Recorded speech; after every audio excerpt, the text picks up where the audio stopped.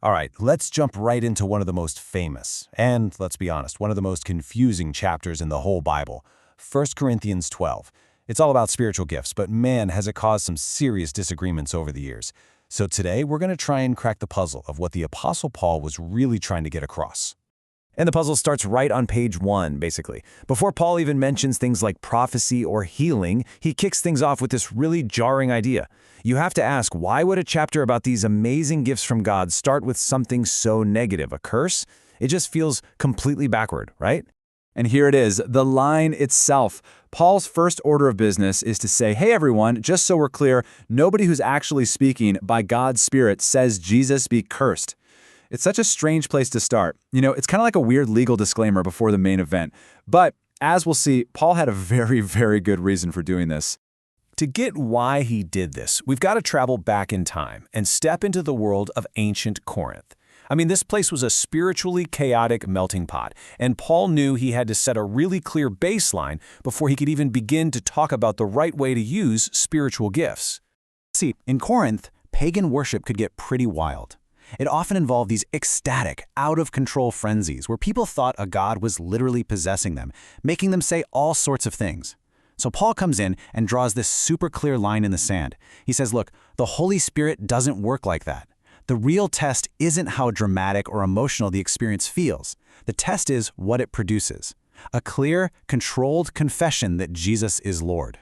And get this wasn't just some theory Paul had. Archaeologists have literally dug up 27 of these ancient curse tablets right there in Corinth.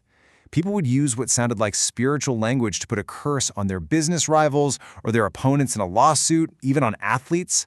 So it's pretty likely this kind of thing was starting to creep into the church. So what this all boils down to is this. Paul had to create a simple, undeniable filter. Before you can even start arguing about which gift is better, you have to know if it's coming from the right spirit in the first place. The test isn't the experience, it's the result. Does it honor Jesus as Lord? If not, it's out. End of story. Okay, so once Paul lays down that foundational rule, he gets to the heart of the matter. He sees all the division in the Corinthian church, and he addresses it with this absolutely brilliant and beautiful principle.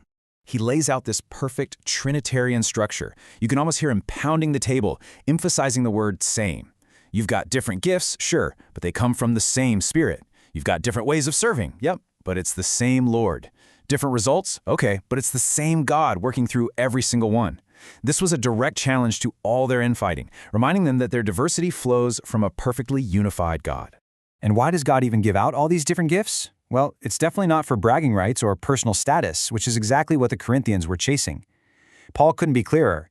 Every single gift is given for the common good. It's not about making you look spiritual, it's about building up everybody else. Now, when you look at the list of gifts Paul gives, it's not just a random grocery list. A biblical scholar named Dr. Meadors actually points out that it's this highly organized structure. It's basically 4 pairs of related gifts, and they all kind of pivot around this central idea, this hinge, miraculous powers. The way it's laid out strongly suggests that Paul is talking about supernatural abilities here, things that come straight from God, not just, being a really talented person. So after he lays out the principle, Paul gives them this incredible picture, an unforgettable image to make it all stick. He introduces his master metaphor for how the church is supposed to work together. And this is the verse that kicks it all off. The church, Paul says, is like a body. It's one single thing, but it's made up of tons of completely different parts. This one simple idea, man, it's the key to the whole chapter. And this body metaphor was just the perfect tool to tear down their whole way of thinking. I mean, can you imagine a foot saying to a hand, I don't need you? It's ridiculous, right? But that's exactly what the Corinthians were doing to each other. Paul's point is that every single part, even the parts you don't see, the so-called less honorable ones, is absolutely essential. God designed it this way on purpose to force us to need each other and to care for each other. So does that mean Paul never ranks the gifts? Well, he does, actually, but in a way that completely flips the Corinthians' expectations upside down. He makes a list that totally subverts their obsession with status and spectacular shows. In his second list here, Paul does something just brilliant. It's so deliberate. He actually numbers the first 3: apostles, prophets, teachers. These foundational teaching roles. Then he goes on with other powerful gifts, but then comes the masterstroke. What does he put at the very, very end of the list? Tongues. The showy, ecstatic gift that the Corinthians valued above everything else, he puts it in last place. This wasn't just a list. It was a gentle but powerful correction. So you see what he's doing, right? He's completely redefining what makes a gift great. It's not about how spectacular it looks or how much attention it gets. It's about how useful it is for building up everyone else. In Paul's book, the gift of helping or teaching is way more valuable than the most amazing miracle if that miracle doesn't actually serve the whole community. So after all this, after laying out the true test of spirituality, the unity and diversity, the body metaphor, and the real ranking of the gifts, Paul wraps it all up with his amazing cliffhanger. He points them towards something that's even greater. He just leaves them hanging with this line. After everything he's just said, he tells them, "And now I'm going to show you a more excellent way." What on earth could possibly be more important than these incredible supernatural gifts from God? The answer, of course, is love.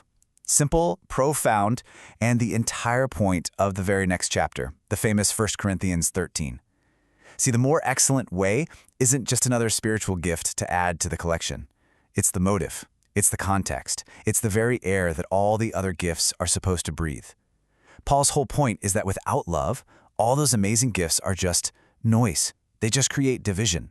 But with love, they become the tools that build a truly healthy body. And that really leaves us with a challenge for today, doesn't it? Paul's message is just as relevant now as it was then.